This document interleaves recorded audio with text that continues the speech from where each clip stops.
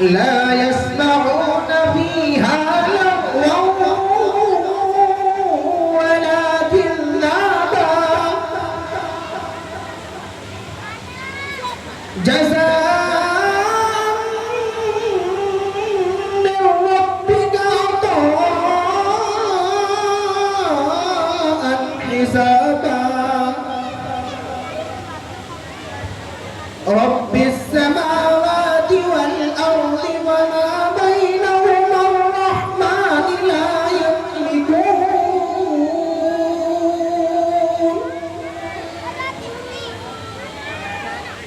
رب السماوات والأرض وما بينهما الرحمن لا يملكون منه خطابا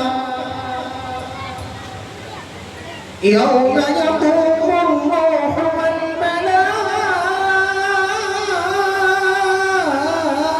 والملائكة صفا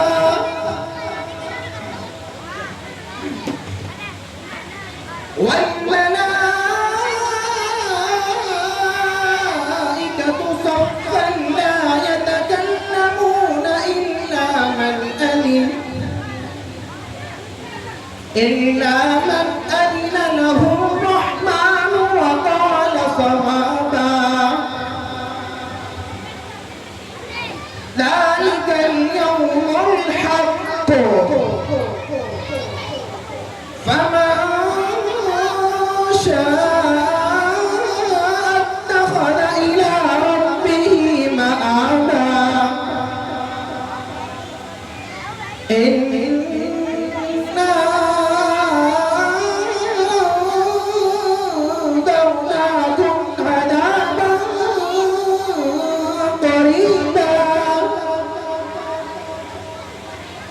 يوم ينظر